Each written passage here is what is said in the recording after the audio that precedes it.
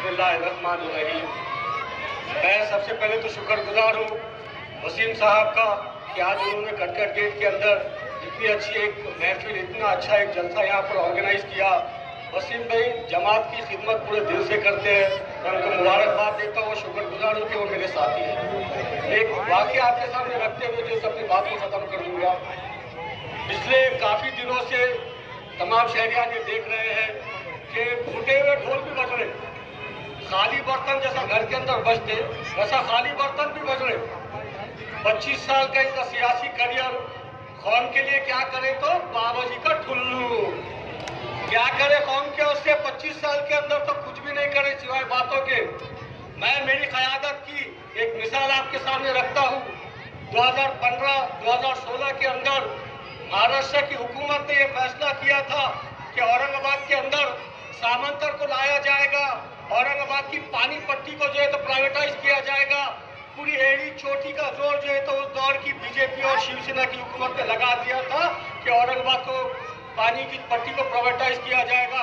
सामंतर नाम की कंपनी को जो है तो वो पानी पट्टी का देने का इरादा था। ये सामंतर किसकी कंपनी थी? ये सामंतर बीजेपी के एक मेंबर ऑफ पार्लियामेंट की कंपनी हुआ करती थी। जब मंत्रालय के अंदर सीएम साहब ने मीटिंग ऑर्गेनाइज की तो एक तरफ पूरे बीजेपी शिवसेना के हुक्मरान बैठे हुए थे और दूसरी तरफ उस दौर के मेरे कायद एमएलए इम्तियाज जलील साहब मौजूद थे। सीएम साहब ने इम्तियाज जलील साहब से कहा कि इम्तियाज भाई, अगर आप इस स्कीम का विरोध करोगे तो आने वाले 20 सालों तक आपके शहर को पानी नहीं मिलेगा। मेरे कायद ने जवाब उस दौर में सीएम को यह दिया था कि वो सामंतर जो कंपनी है वो पानी औरंगाबाद के अंदर कहां से लाने वाली है? उसी पैठन से लेकर आने वाली है, जहां से मैं आपको कह रहा हूं कि एक फ्रेश नई लाइन आप पैठन से लेकर औरंगाबाद तक डालिएगा। अगर उस दौर में हुकूमत ने इम्तियाज जलील साहब की बात को सुन लिया होता तो आज औरंगाबाद के हर घर के अंदर शायद जो तो रोज पानी दिया जा सकता था। मगर 7 साल के बाद ही सही हुकूमत ने मेरे कायद की बात के ऊपर अमल किया और आज औरंगाबाद शहर के अंदर पैठन से लेकर औरंगाबाद तक एक पानी की पाइपलाइन डाली जा रही है और पानी की पाइपलाइन के साथों साथ औरंगाबाद के मुख्तलिफ इलाकों के अंदर पानी की टांकियों का भी काम चालू है। और इंशाल्लाह मैं समझता हूँ कि आने वाले कुछ वक्त के अंदर 2 साल के अंदर मैं समझता हूँ कि औरंगाबाद के हर घर को पानी मिलेगा। ये मेरी क़यादत का एक काम था। इसी के साथ साथ अगर आप पूरे शहर के अंदर घूमेंगे तो हर वार्ड के अंदर, हर मोहल्ले के अंदर इम्तियाज जलील साहब के काम का बोर्ड आपको नजर आएगा। ये मेरी क़यादत की निशानी है। अगर पिछले 25 साल का आप देखेंगे तो कभी किसी खासदार की नीति किसी मुसलमान वोट के अंदर या दलित वोट के अंदर नहीं लगी थी जितनी नीति पिछले 5-4 साल के अंदर खासदार इम्तियाज जलील साहब ने औरंगाबाद के अंदर किया है। इम्तियाज जलील साहब कंसर्ट सुनने के लिए आए हैं। मैं इतनी बात कहकर अपनी जगह लूंगा। एक शेर था जो हमारे वालिद साहब कहा करते थे, मेरे मरहूम वालिद साहब अब्दुल साजिद बिल्डर, एक शेर कहा करते थे, कुछ तो सोच आखिर तू भी है दाना गालिब, जाहिल की दोस्ती से मिल्लत का खसारा हो जाएगा। जज़ाकल्लाह, शुक्रिया बहुत।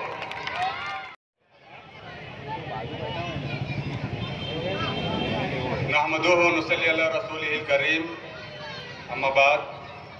स्टेज पे मौजूद कायदे मोहतरम जनाब इम्तियाज जलील साहब, मजलिस इत्तेहादुल मुस्लिमीन के हमारे कारगुजार सदर जनाब डॉक्टर अब्दुल गफ्फार कादरी साहब, हमारे ज़िला सदर समीर साजिद साहब, मुंशी भैया पटेल, असरार साहब और तमाम जिम्मेदारान। मेरे नौजवानों,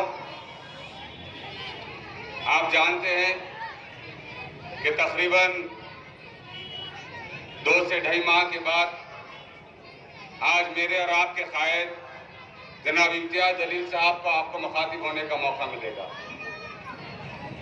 मैं इस मौके पे कटकट गेट और आसपास के तमाम मोहल्ला जात के आप तमाम मुहिबान मजलिस का शुक्र अदा करता हूँ कि मजलिस इत्तेहादुल मुस्लिमीन की औरंगाबाद आमद के रोज़ अव्वल से आप लोगों का साथ हमेशा मजलिस के साथ रहा है।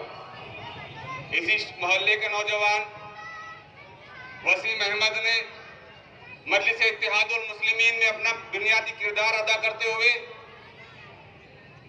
कभी जेल में वक्त गुजारा, कभी पुलिस स्टेशन पे पूछताछ में अपना वक्त दिया।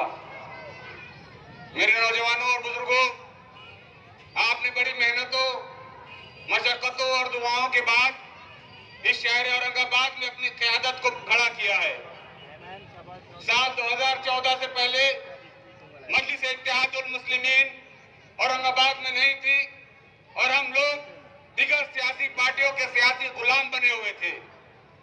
वो सियासी पार्टियों ने कभी नहीं चाहा कि आपके दरमियान से आपकी क़यादत को खड़ा करें। उन्होंने कभी नहीं चाहा कि आपके अपने नुमाइंदों को महानगर पालिका में भेजे जो आपकी बात कर सके। उन सियासी पार्टियों ने कभी मुंबई में मेंबर असेंबली के तौर पर किसी मुसलमान होने को मुंतखब नहीं होने दिया। कभी मौका भी दिया तो कहा कि मुंबई में हम बैठेंगे और दिल्ली में तुम बैठो। लेकिन अल्लाह रब्बुल इज्जत का एहसान है मेरे नौजवानों और बुजुर्गों कि जिसने मजलिस इत्तेहादुल मुस्लिमीन को इस शहर औरंगाबाद में हमारी क़यादत के लिए भेजा, और फिर एक ऐसी क़यादत जिसे शेर महाराष्ट्र इम्तियाज जलील के नाम से हम जानते हैं। इस शख्स ने आपकी और मेरी क़यादत करते हुए न सिर्फ मुंबई बल्कि दिल्ली में अपना किरदार अदा किया।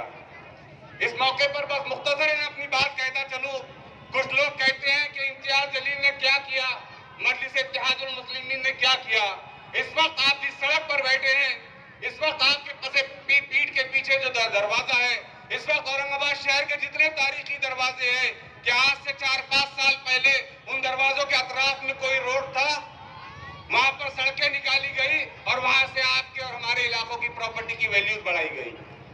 मेरे नौजवानों, उनसे जाके पूछो क्या तुमने यहाँ पर 25-30 साल तक हुकूमत की, खंडर बन रहा है नेहरू भवन, जहाँ पर हमेशा मुसलमानों के प्रोग्राम हुआ करते थे, आज करोड़ों रुपए की तादाद से वो शान हॉल बनाया जा रहा है।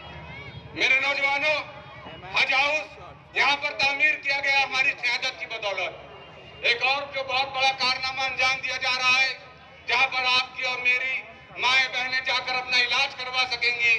400 बेड का अस्पताल जालना रोड पर बनाया जा रहा है और वो सिर्फ जनाब इम्तियाज जलील साहब की बदौलत बनाया जा रहा है। ये क्यों मुमकिन हुआ?